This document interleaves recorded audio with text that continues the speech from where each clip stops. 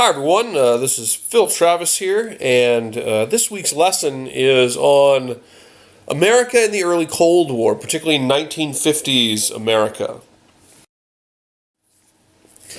So, around the turn of the decade, around about 1950, the Cold War very much intensified.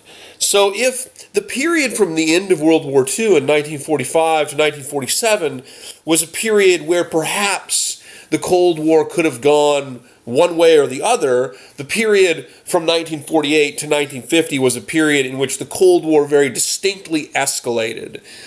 We had incidents like the Berlin blockade and the Berlin airlift, in which Stalin tried to blockade the city of Berlin, located in the heart of East Germany, from access by the Allies, to try to push the Allies out of Berlin and thereby make Berlin fully a part of Eastern Germany.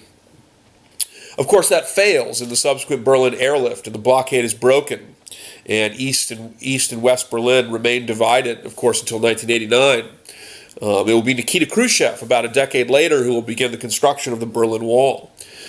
In 1947, the National Security Act in the United States really created the modern structure of the U.S. national security apparatus. The National Security Act of 1947 created the Defense Department, the Pentagon. It created the CIA, the Central Intelligence Agency.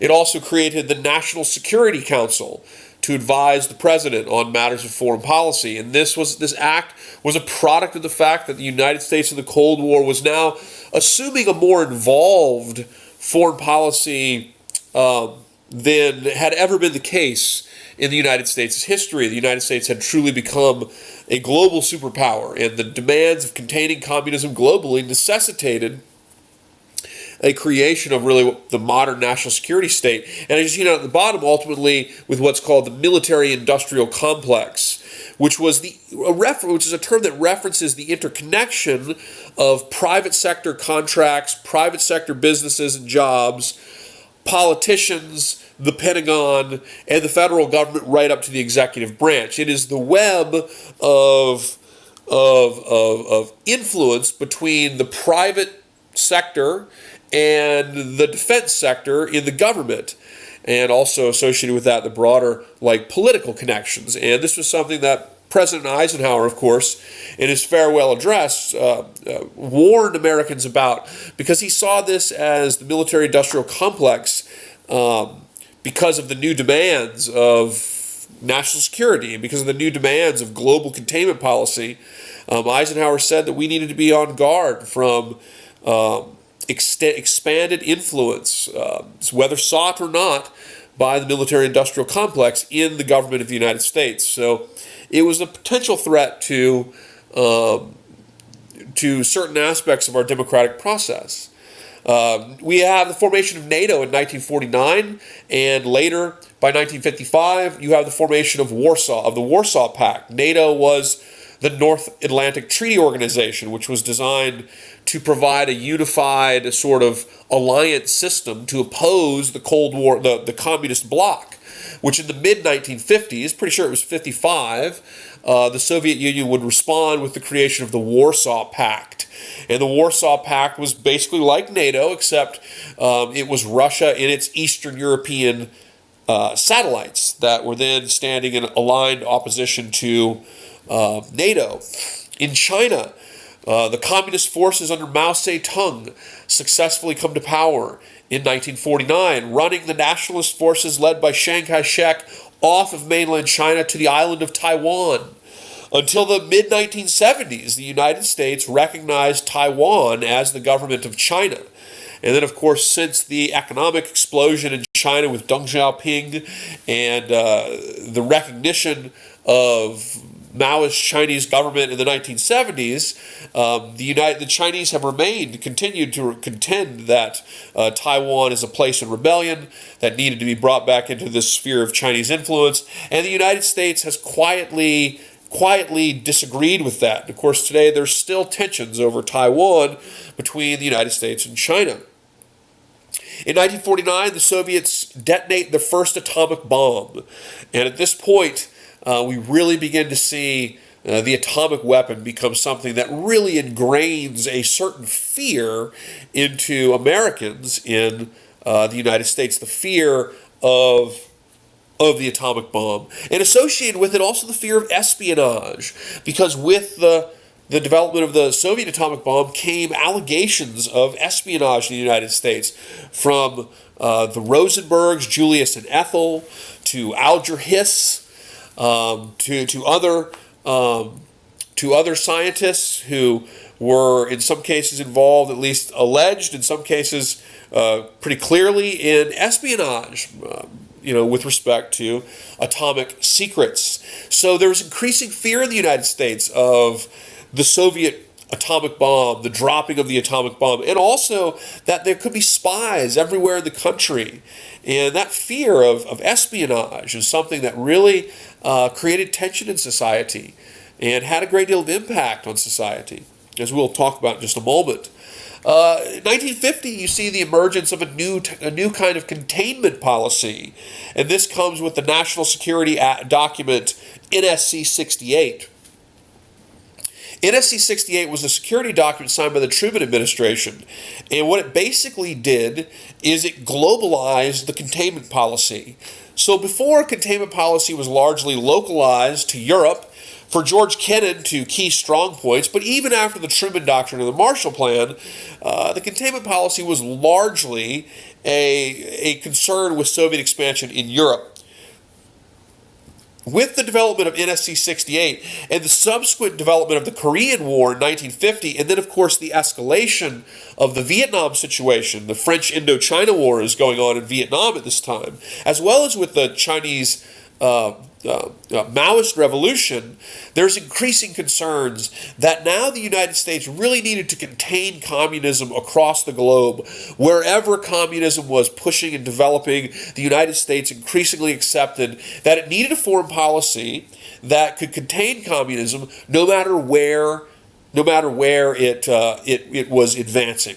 And this is really the globalization of containment and the idea that containing communism in the developing world, containing communism in a place like Vietnam, was as significant as and important as containing communism had it been pushing into West Germany.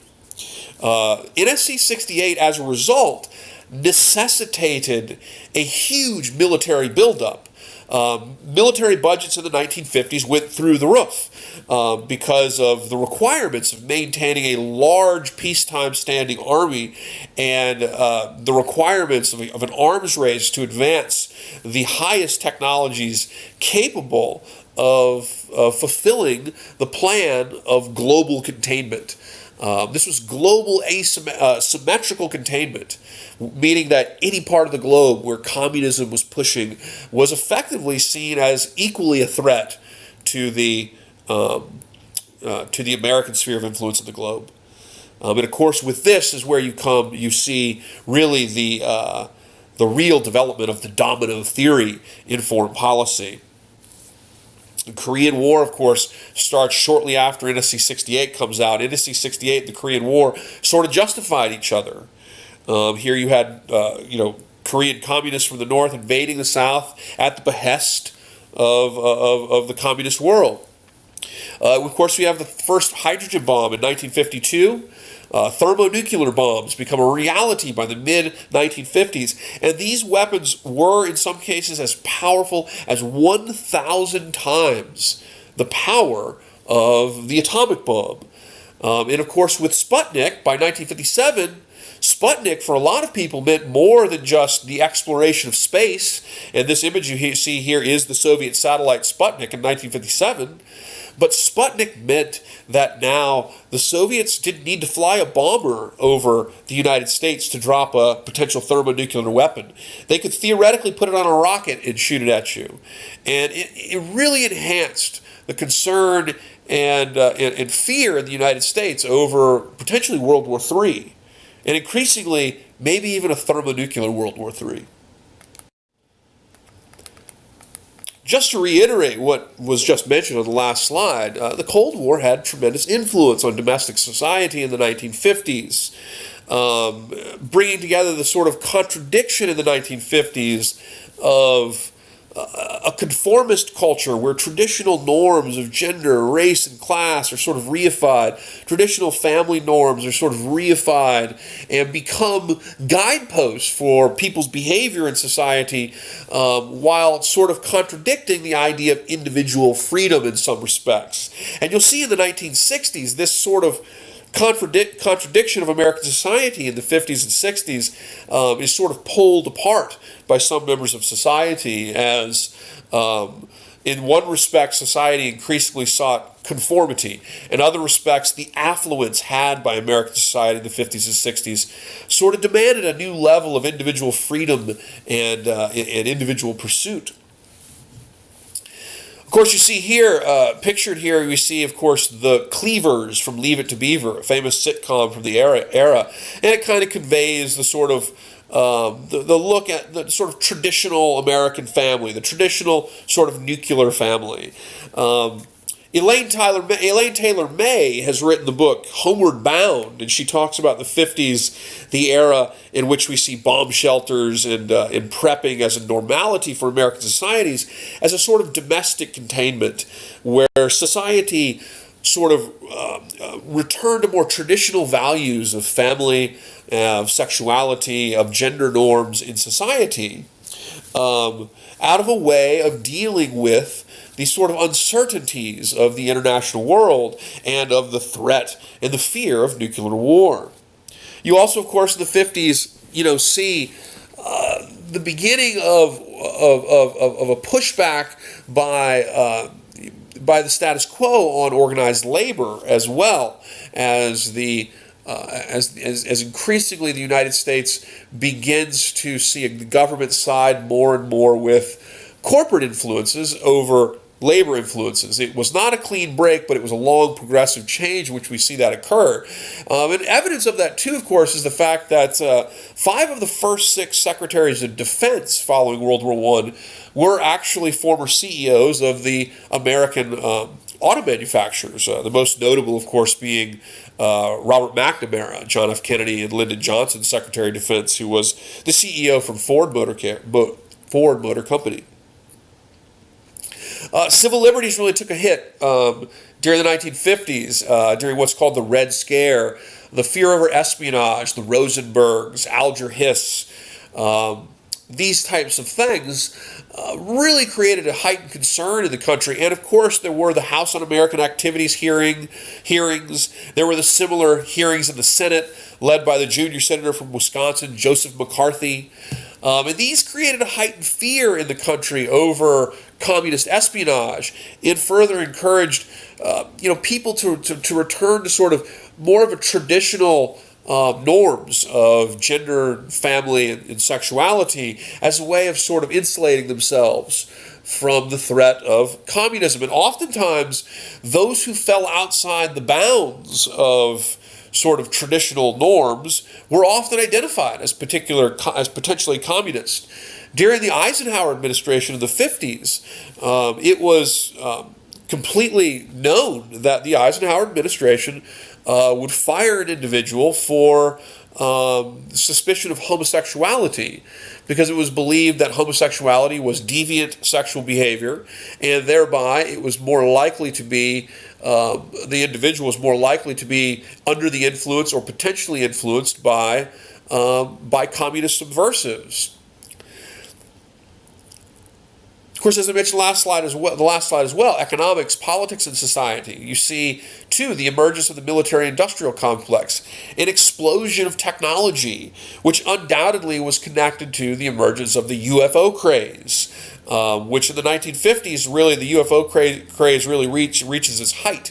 Following the late 40s incident at Roswell, there were a series of UFO incidents and sightings, some of which were actually reported by the government and still remain unexplained. But undoubtedly, these incidents are not aliens from another planet, but are almost undoubtedly somehow relevant to the robust technological and scientific development that's going on at the height of the Cold War, the height of our investment into high-tech aerospace technology. And of course, the entire era, too, was associated with the creation of a climate of fear through propaganda, concern over communism, and communism around every corner, which encouraged support for the government's new robust national security objectives. So the escalation of the Cold War, coupled with material affluence, changed American culture in the 1940s and 50s. And the reason it did this was a couple of ways. First, maybe most obvious, fear. Fear in society over the atomic bomb leads to the construction of bomb shelters, food stockpiles, paranoia of communists at home in World War III. Consequences of that, as I mentioned last slide, are, the nuclear family, the idea of domestic containment, which is a very, that's a very somewhat nebulous subject to discuss. And I encourage you to look at Homeward Bound, listed at the bottom of your screen, if you're interested in exploring this more. But in the 50s, we see American society really reified around traditional values of family, of sexuality, and so forth. And so as a result of that, in the 1950s, women married, and they married young, and they were encouraged to be homemakers. And of course, this sort of traditional, if you will, American society is the backbone behind what leads to the cultural revolutions in sexuality, with respect to family, with respect to race, gender as well, in the 1960s. So gender norms are reified. You have increasingly social conservative life in America. There's entrenched anti-gay perspectives that are promoted in the 1950s as a way of kind of navigating this world that centers around the fear of atheistic communism destroying American culture. We also see a turn to religion in the 1950s, as many defined the Cold War as a crusade of Christian society against atheistic empire. And some of the evidence of this, of course, are things like the addition of the Pledge of Allegiance to the dollar. In God We Trust to the dollar, and the addition of Under God to the Pledge of Allegiance, which all are added in the 1950s, and are evidence of the fact that the United States is very much reifying its culture against this new sort of global communist threat. Of course, as a result of the fear of espionage at home, we see real setbacks for American civil liberties and personal freedoms. The FBI, led by J. Edgar Hoover, conducted a myriad of illegal investigation. They created lists and portfolios of individuals that they could potentially smear. They organized break-ins of things like the National Lawyers Guild. Hoover ordered the FBI to break in 14 times to the National Lawyers Guild, because the National Lawyers Guild tended to defend the individuals that were being charged of potential, communist sympathizing and or espionage. There were thousands of government employees fired, and Hoover had his own motivations sometimes of who should be targeted, who should be surveilled, and who should be let go. And a lot of times the people that were charged or released weren't even told to charge. You also have, of course, the tactics of Joe McCarthy, who used half-truth and circumstantial evidence in the Senate, which terribly damaged careers and ruined reputations. These types of developments were all inherently linked to the Truman administration's insistence, really, on using an exaggerated fear tactic to mobilize support for containment. once the Truman administration with the Truman Doctrine kind of got the sort of fear of communists around every corner and global containment and the domino theory out of the bag, it was difficult for them to control how an individual like Joseph McCarthy, or in the House of Representatives, an individual like Richard Nixon, who was also kind of just a little bit less intense than Joseph McCarthy in carrying out witch hunts on suspected communist or communist sympathizers. And you see here an example of a headline from the period of the firing of professors at Washington University. The 50s is also associated with a technological explosion and, as a result, a lifestyle change driven by a new level of affluence. As they've also already mentioned, this new technological explosion is certainly also attributed to the rise in the UFO craze, and this is undoubtedly linked to U.S. developments of the U-2 spy plane program, and then later programs that built things like the SR-71 Blackbird, high-altitude balloon programs, as well as other types of tests. You see pictured in the drawing here, Chuck Yeager, who famously broke the sound barrier in 1947 for the first time. You have the emergence in the 50s of plastics, of the transistor, and the development of computers, which at the time were as big as a room. A powerful IBM computer took up like a whole floor of a building. But today, of course, that technology, based largely on many of these technological changes, is incredibly advanced. Microwave technology, and associated with it, the TV dinner. And frozen foods that can be put in your microwave very easy. All kinds of new gadgets in the kitchen and the house. Suburban sprawl, mass housing, of course, is a new product of the affluence of the 50s, and the kind of idea that in the 1950s the American dream was to have one or two cars in a small little house in the suburbs, and you'd commute daily into your work, and the wife would stay at home and she would care for the house. During the 1950s, there's social migrations going on too, or demographic migrations, I should say, demographic changes. There's the rise of the so-called Sun Belt. Places like Florida, Texas, Arizona, and of course also Southern California, where many of the major industries associated with the new sort of military-industrial complex and the new aerospace programs we're all moving to, with, of course, the Kennedy Space Center in Florida, of course, Houston, Texas as a center for not only the petroleum industry, but also for the space program as well. And, of course, Pasadena, where the Jet Propulsion Lab, NASA's Jet Propulsion Lab, was located. So many of the nice weathered states, if you will, the warmer South states from Southern California to Texas to Florida, even Alabama, which of course Huntsville, Alabama, was where the Apollo space program was centered. There is a swell, even though I'm not sure we would consider Huntsville part of the Sun Belt per se, but there was a swell of new jobs and demographic migrations and shifts to those jobs that were oftentimes connected to the defense industries or the aerospace industries. And this led to what we might call the rise of the Sun Belt. So increasingly in the 50s, you see the so-called white flight as white folks move away from the heart of the city out to the suburbs which are usually racially segregated.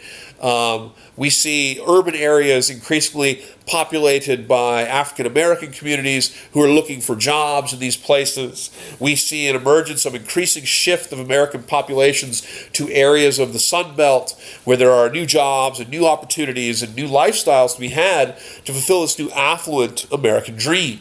And of course, the automobile industry in a lot of respects, really becomes a defining characteristic of these new communities.